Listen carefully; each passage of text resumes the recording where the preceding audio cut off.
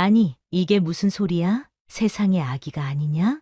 담장 아래 보자기 속에 5살 사내아이가 있었습니다. 헌데 이 아이 그냥 보통 아이가 아닙니다. 오늘 밤 안채에 큰 소란이 납니다. 아직 일어나지도 않은 미래를 예측하는 도사 같은 아이였던 것이지요. 피 한 방울 안 섞인 아이를 목숨 걸고 숨긴 바보 같은 여종. 과연 분이는 이 천재 아이를 무사히 지켜낼 수 있을까요? 본격적인 사연 시작 전 구독과 좋아요 한 번씩 부탁드립니다. 여러분의 응원이 큰 힘이 됩니다. 자, 그럼 오늘도 감동적인 옛날 이야기 지금 바로 시작합니다. 옛날 옛적 정조 임금 때였습니다. 한양에서 반나절만 걸어도 닿는 고을에 담장만 봐도 숨이 막힐 만큼 큰 양반집이 하나 있었지요. 그 집에는 20살짜리 여종이 살고 있었습니다. 이름은 분이라 했습니다. 손이 야무지고 눈치가 빠른데도 팔자가 기구해 잘한 일보다 실수한 일만 더 크게 돌아오는 처지였지요. 분이는 그날도 부엌에서 쌀을 씻고 있었습니다. 그런데 밖에서 바람 소리가 이상했습니다. 겨울도 아닌데 찬 기운이 문틈으로 들어오는 듯했지요. 아이고, 또 무슨 일 나려나. 분이는 괜히 불길해져 마당 쪽을 슬쩍 내다보았습니다. 그러다 담장 아래에 웬 보자기 하나가 눈에 띄었지요. 누가 버리고 간 듯 보자기 끝이 흙투성이었습니다. 분이는 잠깐 망설였습니다. 남의 물건을 함부로 손대면 꾸지람을 듣는 것이 여종 팔자입니다. 하지만 그 보자기에서는 이상하게도 사람 숨결 같은 따뜻함이 올라왔지요. 분이는 결국 보자기를 들춰보았습니다. 그 안에는 5살쯤 된 사내아이 하나가 웅크리고 있었습니다. 볼은 바람에 빨갛게 얼었는데 눈빛은 또렷했습니다. 어른처럼 분이를 똑바로 바라보더니 먼저 입을 열었습니다. 거기 물 한 바가지 주시오. 분이는 그 말투에 하마터면 바가지를 떨어뜨릴 뻔했습니다. 너는 누가 이런 말을 가르쳤느냐? 이 집 아이도 아니고 어디서 굴러온 게냐? 아이는 코를 훌쩍이며도 태연히 손을 내밀었습니다. 내 이름은 연우여.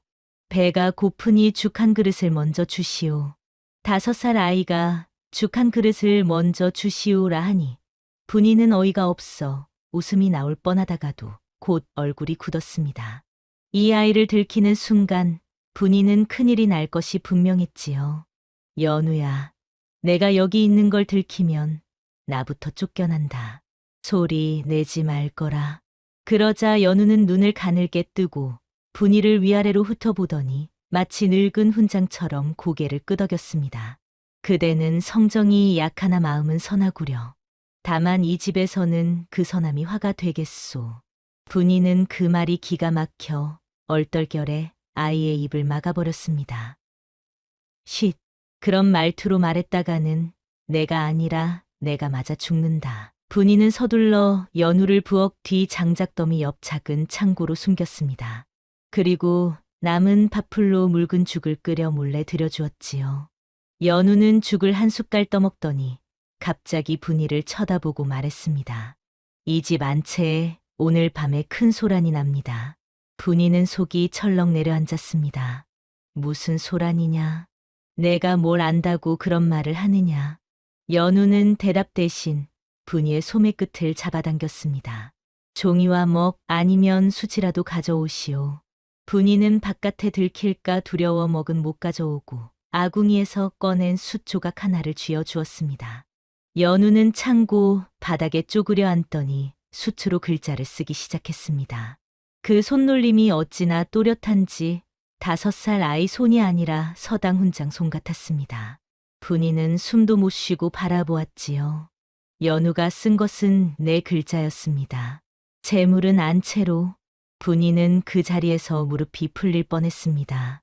이게 무슨 소리냐? 안채로 재물이 들어온다는 말이냐? 나간다는 말이냐? 연우는 숟가루 묻은 손을 털며 아무렇지 않게 말했습니다. 들어옵니다. 다만 누군가는 그 재물 때문에. 분이는 갑자기 등골이 싸늘해졌습니다. 이 집에서 재물이라는 말은 늘 사람을 울렸기 때문이지요. 바로 그때였습니다. 밖에서 발소리가 쿵쾅 울렸습니다. 부엌으로 들어오는 발걸음은 딱 하나, 그 집의 안살림을 쥐고 흔드는 사람의 것이었지요. 마님이었습니다. 분이야, 너 오늘따라 부엌에서 뭘 꾸물거리느냐. 분이는 심장이 목구멍까지 올라왔습니다.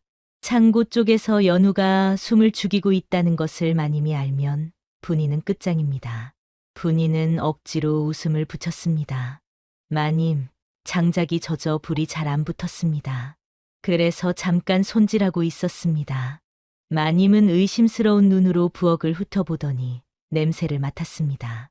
이상하구나. 누가 죽을 끓였느냐? 이 집에 오늘 아픈 사람이 있었더냐? 분이의 손이 떨렸습니다. 그 순간 창고 안에서 들려서는 안 될 소리가 들려버렸지요.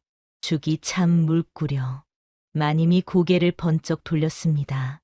지금 누가 말했느냐? 분이는 머리가 하얘졌습니다. 그런데 더 기막힌 일이 그 다음에 벌어졌습니다. 연우가 창고 문을 스스로 열고 나왔습니다.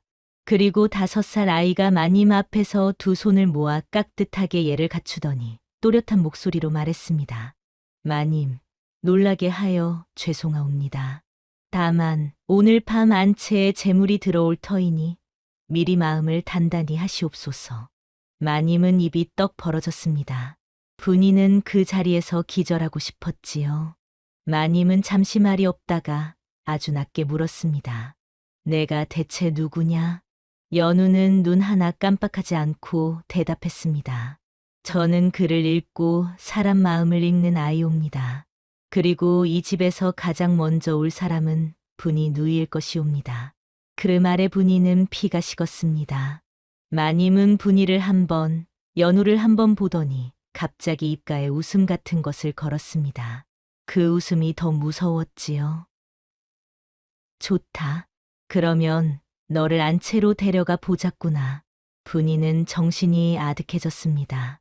여종이 몰래 주워온 아이가 하필이면 안채로 들어가게 생겼으니 말이지요. 그리고 그 순간 연우가 분이의 손목을 아주 살짝 잡으며 속삭였습니다. 누이, 겁내지 마시오. 오늘 밤 재물은 들어오되 사람도 하나 죽사옵니다. 분이는 그 말의 뜻을 몰랐습니다. 하지만 분명한 건 하나였습니다. 이 아이를 주워온 순간부터 분이의 팔자는 이미 뒤집히기 시작했다는 사실 말이지요. 마님은 연우의 손목을 잡고 안채로 성큼성큼 걸어갔습니다. 분이는 뒤에서 발을 동동 구르며 따라갔지요. 연우는 안채로 들어가면서도 마치 자기 집인 양 두리번거렸습니다. 대청마루를 훑어보고 창호집 문을 들여다보고 심지어 기둥의 흠집까지 살피는 모습이었지요. 마님은 연우를 대청 한가운데 앉혀놓고 팔짱을 끼고 내려다보았습니다. 내가 글을 읽는다 했느냐? 연우는 고개를 끄덕였습니다. 예, 글은 읽되 사람은 더 잘 읽사옵니다.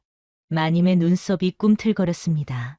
그 말이 건방진지 재주인지 가늠이 안 되는 것이었지요. 좋다. 그러면 내가 시를 하나 읊을 터이니 내가 풀이를 해보거라. 마님은 한숨 길게 들이마시더니 옛 시조를 읊었습니다. 분이는 무슨 말인지 하나도 몰랐으나 연우는 눈을 반짝이며 듣고 있었습니다. 시가 끝나자 연우는 또박또박 말했습니다. 마님의 마음속엔 꽃이 있으나 그 꽃을 볼 사람이 없으니 꽃은 그저 시들고 있사옵니다. 대청에 잠깐 정적이 흘렀습니다. 마님의 얼굴이 붉어졌다가 이내 차가워졌습니다. 내가 감히 내 마음을 읽느냐? 연우는 고개를 살짝 숙이며 대답했습니다. 죄송하옵니다만 글이란 원래 마음을 숨기기 위해 쓰는 것이 아니라 드러내기 위해 쓰는 것이옵니다. 마님은 한참을 연우를 노려보다가 갑자기 웃음을 터뜨렸습니다. 그 웃음이 분이의 등골을 서늘하게 했지요. 재밌구나. 정말 재밌어. 이 집에 이런 아이가 있었다니. 마님은 손뼉을 쳤습니다. 그러자 밖에서 몸종 둘이 황급히 들어왔습니다. 이 아이를 깨끗이 씻기고 옷을 갈아입혀라. 오늘부터 이 아이는 안채에서 기거한다. 분이는 그 말을 듣고 가슴이 내려앉았습니다. 연우가 안채로 들어간다는 것은 곧 분이와 멀어진다는 뜻이었지요. 연우는 끌려가면서도 분이를 돌아보았습니다. 그 눈빛에는 걱정보다는 이상하게도 안심하라는 빛이 담겨 있었습니다. 그날 밤이었습니다. 연우의 말대로 안채에 재물이 들어왔습니다. 다만 그 재물은 은괴도 아니고 금덩이도 아니었지요. 대문이 열리며 들어온 것은 한양으로 보낼 진상품 상자와 잔치상 준비 물목이었습니다. 마님은 상자들을 보자마자 얼굴이 환해졌습니다. 드디어 왔구나. 이걸로 한양 어르신들께 체면을 세울 수 있겠어. 진상품에는 비단, 도자기, 약재가 가득 담겨 있었습니다. 마님은 물목을 일일이 확인하며 흡족해했지요. 하지만 그때 대청 한쪽에 앉아 있던 연우가 조용히 고개를 가로저었습니다. 마님이 그 모습을 보고 물었습니다. 왜 그러느냐? 뭐가 잘못되었느냐? 연우는 상자 뚜껑을 가리키며 말했습니다. 마님, 저 상자 안엔 비단이 12필 들었을 터인데 상자를 묶은 끈의 매듭이 11번 꼬였습니다. 한 필이 빠진 것이 아니겠습니까? 마님의 얼굴이 굳었습니다. 급히 상자를 열어보니 정말로 비단 한 필이 모자랐습니다. 안채가 술렁였습니다. 청지기가 급히 불려와 물목을 다시 확인했지만 비단은 분명히 빠져 있었지요. 마님은 얼굴이 하얘졌습니다. 이게 무슨 일이냐? 진상품에서 물건이 빠졌다는 말이냐? 연우는 조용히 말했습니다. 마님, 비단보다 더 중요한 것이 사라졌습니다. 무엇이냐? 장부입니다. 물건을 적은 장부 한쪽도 사라졌습니다. 청지기가 황급히 장부를 뒤적거렸습니다. 과연 장부의 한쪽이 찢겨 나가 있었지요. 마님은 그제야 연우의 말을 떠올렸습니다. 누군가는 그 재물 때문에 죽을 것입니다. 하지만 죽은 사람은 아무도 없었습니다. 다만 도둑질이 일어났다는 사실이 밝혀졌을 뿐이지요. 마님은 여종들을 모두 세워놓았습니다. 분이도 그 중 하나였습니다. 마님은 날카로운 목소리로 물었습니다. 이 중에 누가 비단을 훔쳤느냐? 지금 당장 나서지 않으면 모두를 하나씩 뒤져볼 것이다.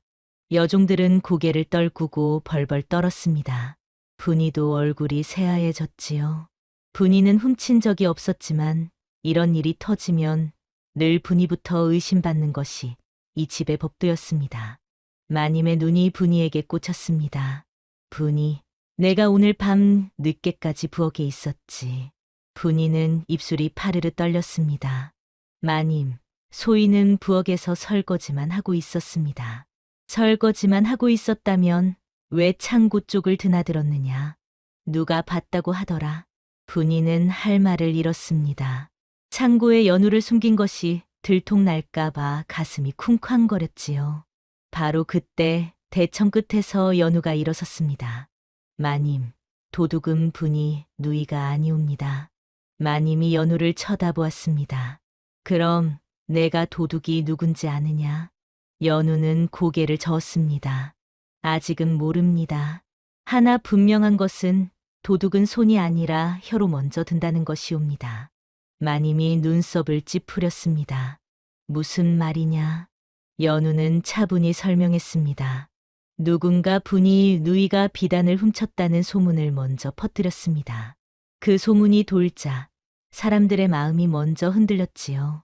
그것이 바로 도둑의 첫 번째 술수입니다. 마님은 잠시 말이 없었습니다. 연우의 말이 이치에 맞았기 때문이지요. 마님은 날카롭게 물었습니다. 그렇다면 그 소문을 퍼뜨린 자가 누구냐? 연우는 고개를 돌려 여종들 중 한 명을 가리켰습니다. 그 여종은 순덕이라는 이름의 분이보다 2살 위의 여종이었습니다. 순덕은 얼굴이 하얗게 질렸습니다. 저는 그저 들은 대로 말했을 뿐입니다. 연우는 고개를 끄덕였습니다. 들은 대로 말했다는 것이 바로 도둑의 첫걸음입니다. 소문은 칼보다 빠르고 사람 마음을 먼저 팹니다. 마님은 순덕을 노려보았습니다. 내가 누구에게 들었느냐? 순덕은 더듬거리며 대답했습니다. 저는 청지기 마님께서 그러시는 걸 우연히 들었습니다. 그 순간 안채의 긴장이 감돌았습니다. 청지기의 부인이 소문을 퍼뜨렸다는 것은 청지기 집안과 관련이 있다는 뜻이었지요. 마님의 얼굴이 차갑게 굳었습니다. 마님은 청지기를 불러들였습니다. 청지기는 땀을 뻘뻘 흘리며 대청에 무릎을 꿇었습니다. 마님, 소인은 아무것도 모릅니다. 마님은 냉정하게 물었습니다. 내 부인이 소문을 퍼뜨렸다는데 그것도 모르느냐. 청지기는 고개를 조아렸습니다. 소인의 부인이 입이 가벼워 죄송합니다. 하나 비단을 훔친 것은 절대 아니옵니다. 연우가 다시 입을 열었습니다. 청지기 어르신, 비단을 훔친 것은 아닐지 몰라도 장부를 훔친 것은 맞지 않습니까? 청지기의 얼굴이 흙빛으로 변했습니다. 무슨 말씀이십니까? 연우는 바닥에 수트로 글자를 쓰기 시작했습니다. 그리고 장부의 내용을 거의 외워서 적어 내려갔습니다. 마님과 청지기는 그 모습을 보고 입이 딱 벌어졌지요. 연우는 장부의 내용을 다 적고 나서 조용히 말했습니다. 장부가 사라진 이유는 비단을 훔쳤기 때문이 아니라 장부에 적힌 물목이 처음부터 잘못되었기 때문입니다. 마님이 눈을 크게 떴습니다. 무슨 뜻이냐? 연우는 바닥의 글자를 가리키며 설명했습니다. 진상품에는 비단 12필이 아니라 처음부터 11필만 있었습니다. 하나 장부에는 12필이라 적혀 있었지요. 누군가 비단 한 필을 빼돌리고 장부는 12필이라 속여 적은 것입니다. 청지기의 이마에서 땀이 주룩 흘러내렸습니다. 마님은 차가운 목소리로 물었습니다. 장부를 적은 사람이 누구냐? 소인입니다. 마님의 눈빛이 칼날처럼 날카로워졌습니다. 그렇다면 내가 비단을 빼돌린 것이냐? 청지기는 고개를 조아리며 울먹였습니다. 마님, 소인이 잘못했습니다. 하나 소인은 생각이 있었습니다. 비단 한 필을 팔아 잔치상을 더 풍성하게 차리려 했을 뿐입니다. 마님은 손으로 이마를 짚었습니다. 내 생각대로 했다면 진상품은 모자라고 나는 한양에서 망신을 당했을 것이다. 청지기는 더 이상 변명하지 못했습니다. 마님은 청지기를 내쫓으라 명했고 청지기는 그 자리에서 쫓겨났습니다. 분이는 그 모습을 보며 가슴이 서늘했습니다. 연우의 말대로 재물 때문에 한 사람이 죽은 것이나 다름없었지요. 그날 밤 분이는 연우를 찾아갔습니다. 연우는 안채 작은 방에 누워 있었습니다. 분이는 조심스럽게 문을 열고 들어가 연우 옆에 앉았습니다. 연우야, 내가 어찌 그리 많은 것을 아느냐? 연우는 눈을 감은 채 대답했습니다. 누이, 저는 많은 것을 아는 게 아니라 사람들이 숨기려는 것을 볼 뿐입니다. 분이는 고개를 갸우뚱했습니다. 숨기려는 것을 본다니 무슨 뜻이냐? 연우는 눈을 뜨고 분이를 바라보았습니다. 사람은 거짓말을 할 때 눈을 피하거나 손을 비비거나 목소리가 떨립니다. 그것을 보면 무엇을 숨기는지 알 수 있지요. 분이는 감탄하며 물었습니다. 그럼 너는 대체 어디서 그런 것을 배웠느냐?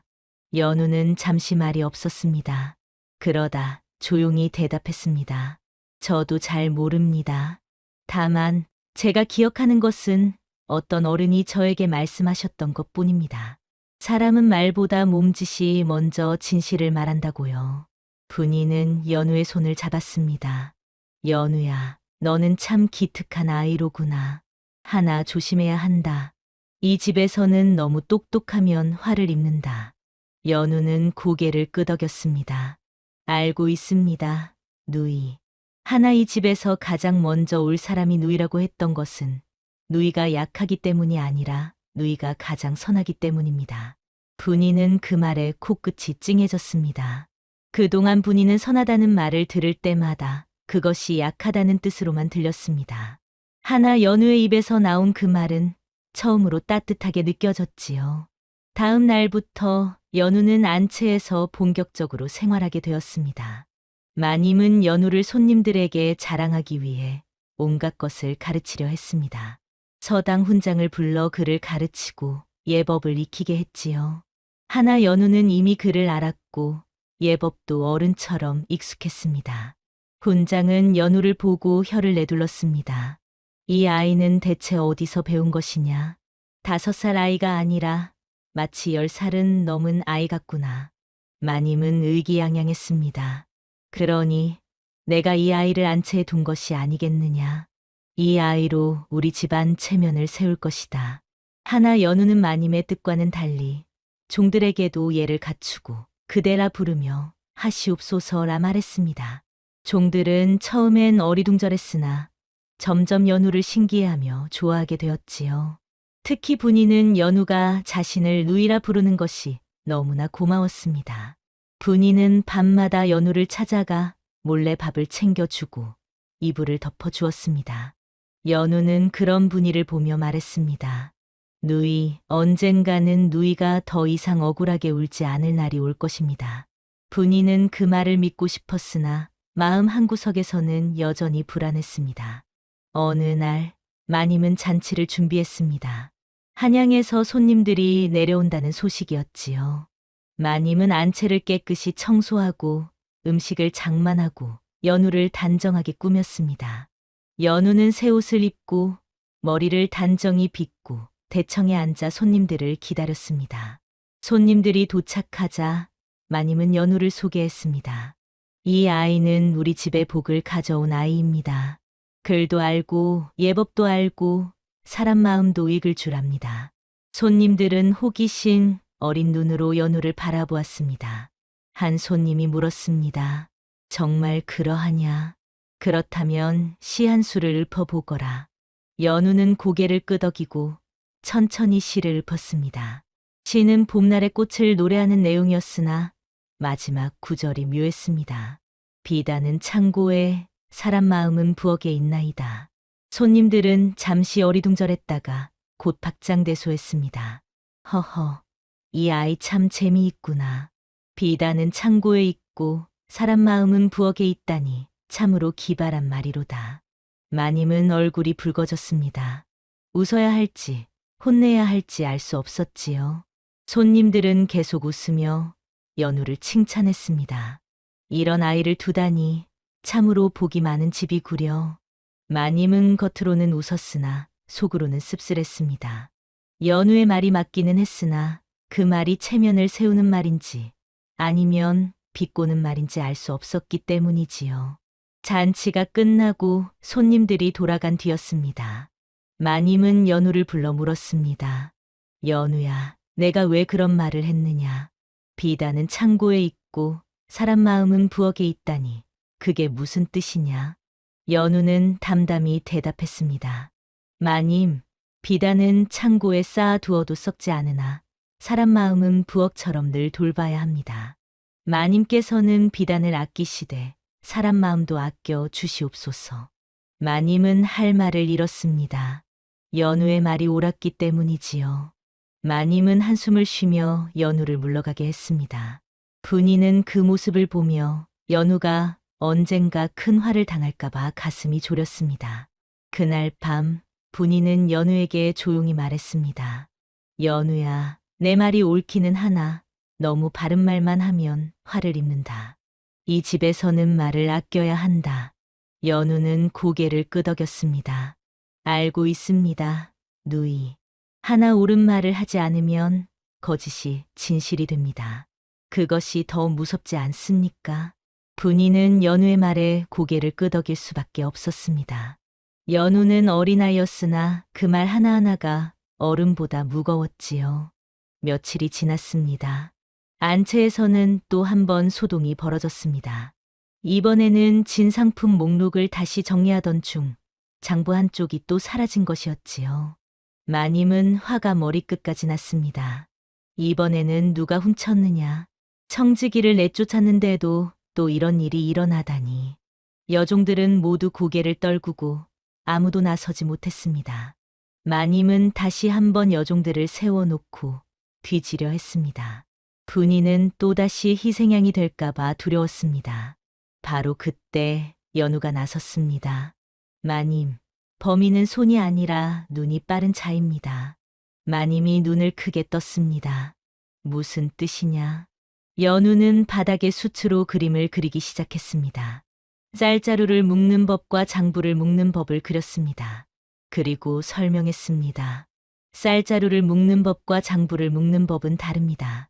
쌀자루는 힘을 주어 묶으나 장부는 정성스럽게 묶습니다. 장부를 다루던 사람만이 장부를 묶는 법을 압니다. 마님은 연우의 말을 듣고 고개를 끄덕였습니다. 그렇다면 장부를 다루던 사람이 또 훔친 것이냐? 연우는 고개를 저었습니다. 아닙니다. 이번에는 장부를 훔친 것이 아니라 장부를 숨긴 것입니다. 마님이 의아해했습니다. 훔친 것과 숨긴 것이 무엇이 다르냐? 연우는 조용히 말했습니다. 훔친 것은 가져가려는 것이고 숨긴 것은 감추려는 것입니다. 이번에는 누군가 장부의 내용을 보지 못하게 감춘 것입니다. 마님은 연우의 말을 듣고 다시 한번 장부를 살펴보았습니다. 그리고 놀라운 사실을 발견했습니다. 장부의 한쪽이 사라진 것이 아니라 다른 종이로 덮여 있었던 것이지요.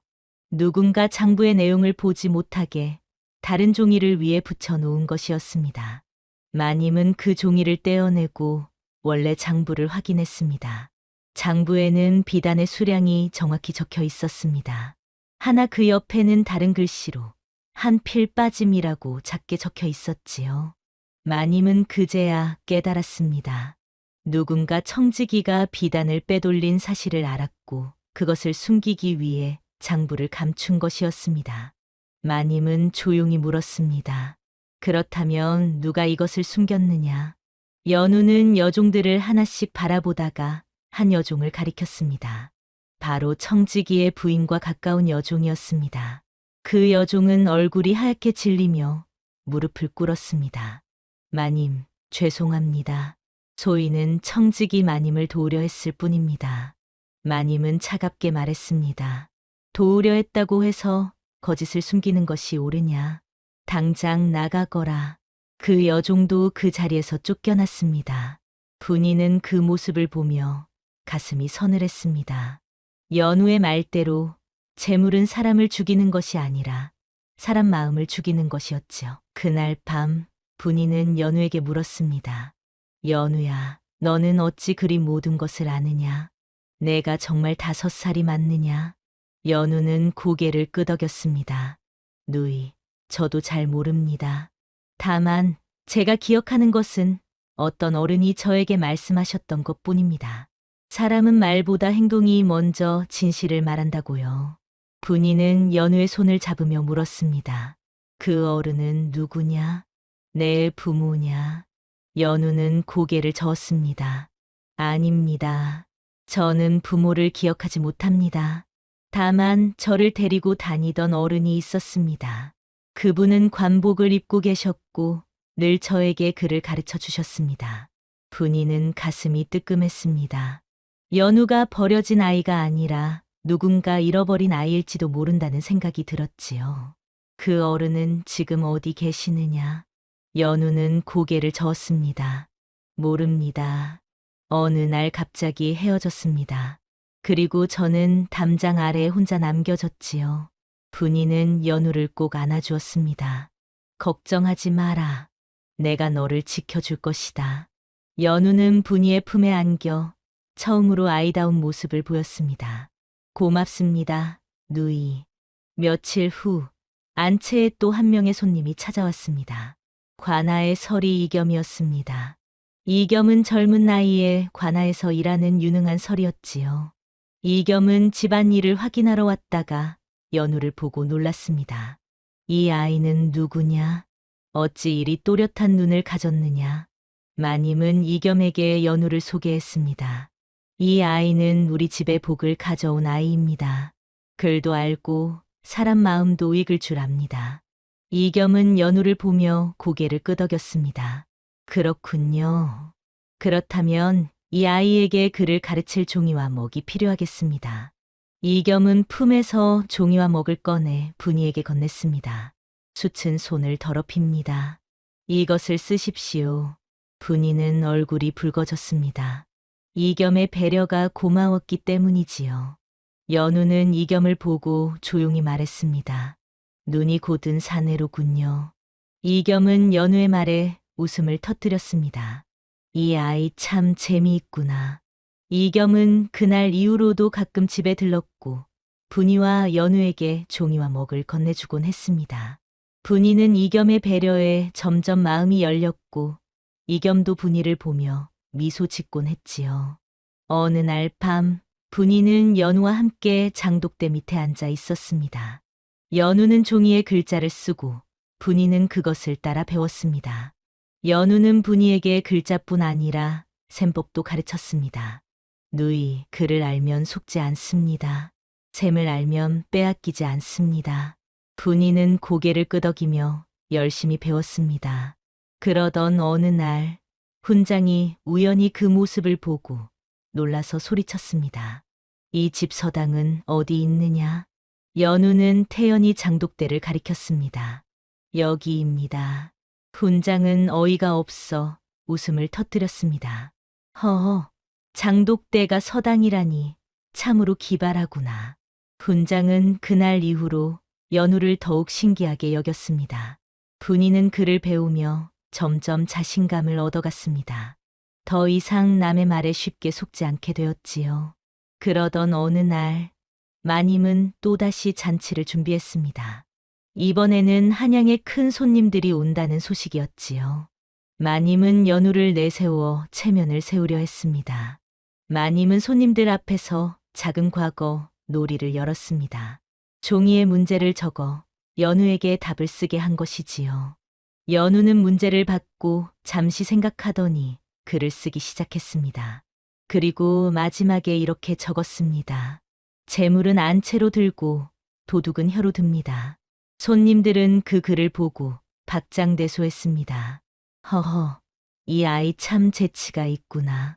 하나 그 자리에 있던 한 사람의 얼굴이 하얗게 변했습니다.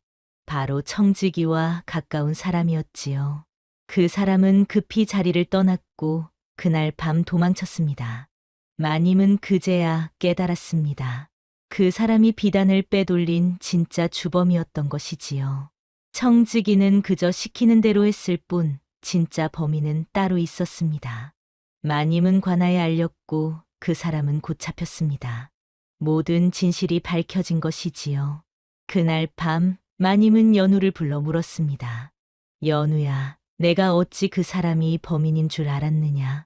연우는 조용히 대답했습니다. 마님, 그 사람은 잔치 때마다 늘 장부 옆에 있었습니다. 하나 장부를 보는 눈빛이 남달랐지요. 탐욕이 가득했습니다. 마님은 한숨을 쉬었습니다. 내 덕분에 이 집이 망신을 면했구나. 연우는 고개를 숙였습니다. 마님, 망신을 면한 것이 아니라 진실이 드러난 것입니다. 마님은 연우의 말에 할 말을 잃었습니다. 연우는 언제나 바른 말만 했지요. 며칠 후 이겸이 다시 집에 찾아왔습니다. 이겸은 분이에게 무언가를 건넸습니다. 보자기에 쌓인 것이었지요. 분이가 보자기를 풀자 그 안에는 찢긴 편지 조각이 있었습니다. 이겸이 조용히 말했습니다. 이것은 관아에서 발견한 것입니다. 연우와 관련이 있을지도 모릅니다. 분이는 편지를 보고 가슴이 철렁했습니다. 편지에는 이렇게 적혀 있었습니다. 이 아이를 찾거든 입을 막지 말라. 분이는 연우에게 편지를 보여주었습니다. 연우는 편지를 보고 잠시 말이 없었습니다.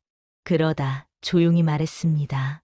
누이, 나도 나를 다 알지 못합니다. 하나 분명한 것은 저를 버린 것이 아니라 저를 지키려다 놓친 것이라는 사실입니다. 분이는 연우를 꼭 안아주었습니다. 그래, 내가 누구든 너는 내 동생이다. 연우는 분이의 품에 안겨 처음으로 눈물을 흘렸습니다. 며칠이 지나고 이겸은 관아 기록을 뒤져 연우에 관한 기록을 찾아냈습니다. 연우는 어사 일행의 하급 관리가 맡아 데리고 다니던 아이였습니다. 하나 급한 사정으로 헤어졌고 연우는 담장 아래에 남겨진 것이었지요. 연우의 훈장 말투도 그때 들은 말을 따라 한 것이었습니다. 이겸은 분이와 연우에게 그 사실을 알려주었습니다. 연우는 버려진 아이가 아니라 지키려다 놓친 아이였습니다. 분이는 그 말을 듣고 눈물을 흘렸습니다. 연우는 담담히 말했습니다. 누이, 저는 누가 저를 찾으러 오든 누이 곁을 떠나지 않을 것입니다. 분이는 연우를 꼭 안아주었습니다. 그러던 어느 날 마님은 또 한 번 놀라운 말을 했습니다. 연우를 양자로 삼겠다. 분이는 그 말을 듣고 가슴이 철렁했습니다. 연우를 빼앗길까 봐 두려웠지요. 하나 연우는 마님 앞에서 깍듯이 말했습니다. 마님, 양자는 고맙사오나 누이가 없으면 저는 밥도 글도 못하옵니다. 안채가 술렁였습니다. 마님은 체면이 구겨져 얼굴이 붉어졌습니다. 하나 연우의 말이 진심인 것을 알았기에 더 이상 강요하지 않았습니다. 분이는 안도의 한숨을 내쉬었습니다. 분이는 그날 밤 용기를 내어 마님께 무릎을 꿇었습니다. 마님, 소인이 한 가지 청을 드리고자 합니다. 마님은 의아해하며 물었습니다. 무엇이냐? 분이는 떨리는 목소리로 말했습니다. 연우를 안채에 두시되 소인이 곁에서 돌보며 그를 가르치게 해주시옵소서. 마님은 잠시 생각하더니 고개를 끄덕였습니다. 좋다. 천재 아이를 가르치는 여종이라 그것도 멋지겠구나. 분이는 고개를 조아리며 눈물을 흘렸습니다. 처음으로 분이는 비굴하지 않고 당당하게 청을 한 것이었지요. 연우는 분이를 보며 환하게 웃었습니다. 누이, 이제 누이는 더 이상 울지 않을 것입니다. 그날 이후 분이는 연우와 함께 글을 배우고 셈을 익히며 더 이상 쉽게 속지 않게 되었습니다. 분이는 여종이었으나 글과 셈을 알아 자기 몫의 삶을 지키게 되었지요. 연우는 안채의 체면 도구가 아니라 사람 마음을 살피는 아이로 자랐습니다. 이겸은 가끔 집에 들러 분이와 연우에게 종이와 먹을 건네주며 미소 짓곤 했습니다. 분이는 이겸을 볼 때마다 얼굴이 붉어졌고 이겸도 분이를 보며 눈빛이 따뜻해졌지요. 연우는 그런 두 사람을 보며 조용히 말했습니다. 누이, 이겸 서리는 누이를 진심으로 아낍니다. 분이는 얼굴이 더욱 붉어지며 연우의 입을 막았습니다.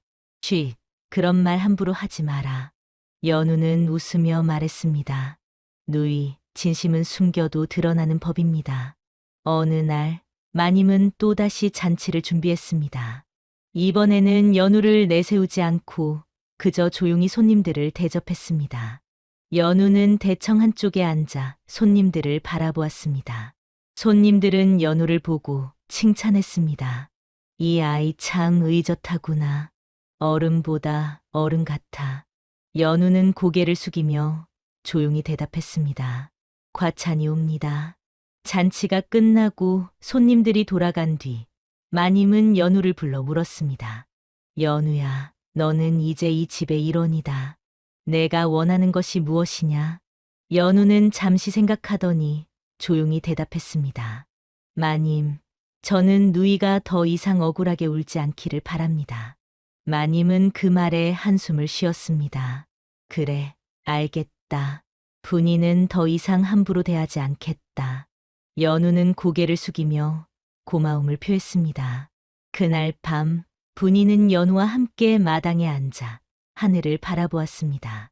별이 총총히 빛나고 달이 환하게 밝았지요. 분이는 연우에게 물었습니다. 연우야, 너는 언젠가 이 집을 떠날 것이냐? 연우는 고개를 저었습니다. 아닙니다, 누이. 저는 누이 곁을 떠나지 않을 것입니다. 분이는 연우의 손을 꼭 잡았습니다.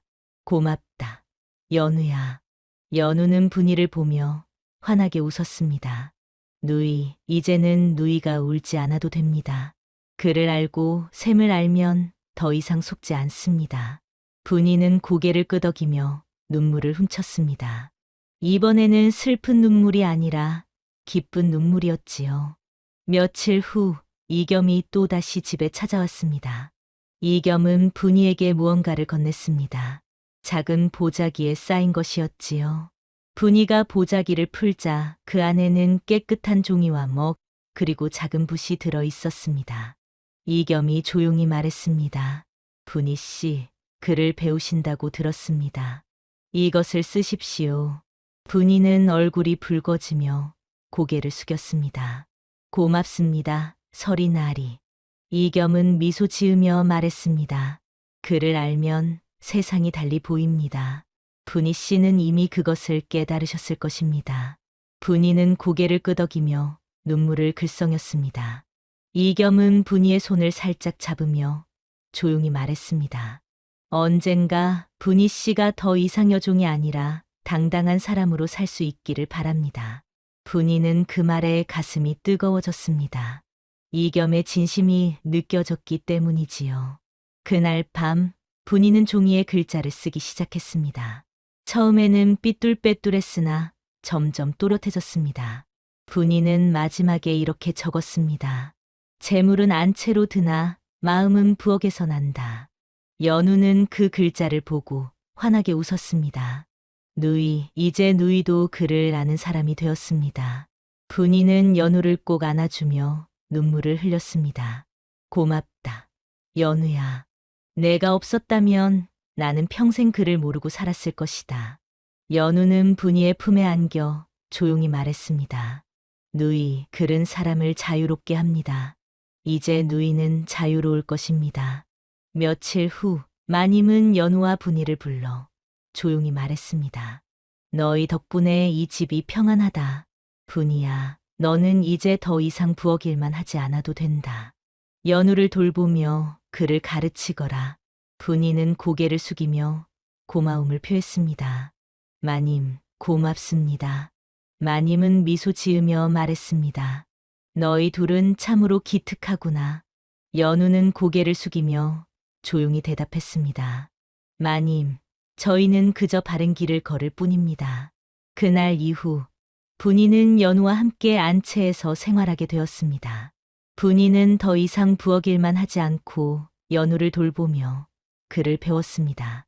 연우는 분희에게 글과 셈뿐 아니라 사람 마음을 읽는 법도 가르쳤지요. 누이, 사람은 말보다 눈빛이 먼저 진실을 말합니다. 눈빛을 보면 마음을 알 수 있습니다. 분희는 고개를 끄덕이며 열심히 배웠습니다. 어느 날 마당에 연을 날리는 소리가 들렸습니다. 연우는 분희에게 말했습니다. 누이, 오늘은 글 말고 연을 날립시다. 분희는 웃으며 허락했습니다. 그래, 오늘은 연을 날리자. 두 사람은 마당에 나가 연을 날렸습니다. 연은 하늘 높이 올라가 구름 사이로 사라질 듯 했지요. 연우는 연을 바라보며 조용히 말했습니다. 누이, 연은 줄에 매여 있으나 하늘을 날 수 있습니다. 사람도 마찬가지입니다. 비록 매여 있으나 마음은 자유로울 수 있습니다. 분희는 연우의 말에 고개를 끄덕이며 눈물을 글썽였습니다. 그래, 연우야. 내 말이 맞다. 두 사람은 한참 동안 연을 날리며 하늘을 바라보았습니다. 그날 밤 이겸이 다시 집에 찾아왔습니다. 이겸은 분희에게 조용히 말했습니다. 분희 씨, 제가 한 가지 청을 드리고자 합니다. 분희는 의아해하며 물었습니다. 무엇입니까, 서리나리? 이겸은 진지한 표정으로 말했습니다. 언젠가 분희 씨가 자유로워지면 저와 함께 하실 의향이 있으십니까? 분희는 얼굴이 붉어지며 고개를 숙였습니다. 서리나리, 소인은 여종입니다. 어찌 감히. 이겸은 분희의 손을 잡으며 조용히 말했습니다. 분희 씨는 여종이 아닙니다. 분희 씨는 당당한 사람입니다. 그를 알고 마음이 선하며 연우를 돌보는 훌륭한 사람입니다. 분희는 눈물을 흘리며 고개를 끄덕였습니다. 고맙습니다, 서리나리. 이겸은 미소 지으며 분희의 손을 놓았습니다. 언젠가 그날이 올 것입니다. 며칠 후 마님은 분희를 불러 조용히 말했습니다. 분희야, 내가 이겸 서리와 가까워졌다고 들었다. 분희는 얼굴이 붉어지며 고개를 숙였습니다. 마님, 죄송합니다. 마님은 고개를 저으며 말했습니다. 죄송할 것 없다. 내가 행복하면 그만이다. 다만 이 집을 떠나기 전에 연우를 부탁한다. 분이는 눈물을 흘리며 고개를 끄덕였습니다. 마님, 고맙습니다. 연우는 제가 끝까지 돌보겠습니다. 마님은 미소 지으며 분이의 어깨를 토닥였습니다. 그날 밤, 분이는 연우와 함께 마당에 앉아 하늘을 바라보았습니다. 별이 총총히 빛나고 달이 환하게 밝았지요. 분이는 연우에게 물었습니다. 연우야, 너는 언젠가 나를 떠날 것이냐? 연우는 고개를 저었습니다. 아닙니다, 누이. 저는 누이 곁을 떠나지 않을 것입니다. 다만 누이가 행복하면 저도 행복합니다. 분이는 연우를 꼭 안아주었습니다. 고맙다, 연우야. 내가 없었다면 나는 평생 이렇게 살지 못했을 것이다. 연우는 분이의 품에 안겨 조용히 말했습니다. 누이, 이제는 누이가 더 이상 울지 않아도 됩니다. 그를 알고 샘을 알고 사람 마음을 알면 더 이상 속지 않습니다. 그날 이후 분이는 연우와 함께 평안한 날들을 보냈습니다. 분이는 더 이상 억울하게 울지 않았고 연우는 안채에서 사람 마음을 살피는 아이로 자랐습니다. 이겸은 가끔 집에 들러 분이와 연우에게 종이와 먹을 건네주며 미소 짓곤 했습니다. 마님은 두 사람을 보며 흐뭇해했지요. 어느 날 마님은 연우를 불러 조용히 물었습니다. 연우야, 내가 이 집에 온 지 벌써 여러 달이 지났구나. 내가 이 집에서 배운 것은 무엇이냐? 연우는 잠시 생각하더니 조용히 대답했습니다. 마님, 저는 이 집에서 재물보다 사람 마음이 중요하다는 것을 배웠습니다. 재물은 소란을 부르나 사람 마음은 평안을 줍니다. 마님은 고개를 끄덕이며 미소 지었습니다. 그래, 내 말이 맞다. 재물은 언제든 사라지나 사람 마음은 영원히 남는다. 연우는 고개를 숙이며 고마움을 표했습니다. 그날 밤 분이는 종이에 또박또박 글자를 적었습니다. 재물은 안채로 드나 마음은 부엌에서 난다. 연우는 그 글자를 보고 환하게 웃었습니다. 누이, 이제 누이는 진정한 글쟁이가 되었습니다. 분이는 연우를 꼭 안아주며 눈물을 흘렸습니다. 고맙다, 연우야. 내가 없었다면 나는 평생 이렇게 살지 못했을 것이다. 옛말에 이런 말이 있습니다. 재물은 소란을 부르고 기록은 진실을 지키며 선한 마음은 지혜와 함께할 때 비로소 사람을 살린다고 말이지요.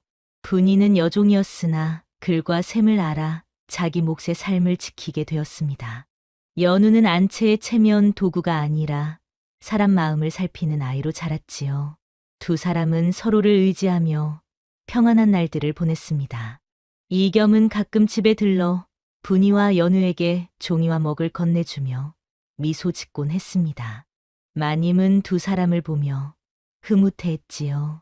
재물보다 기록, 기록보다 마음이 중요하다는 것을 깨달은 것입니다.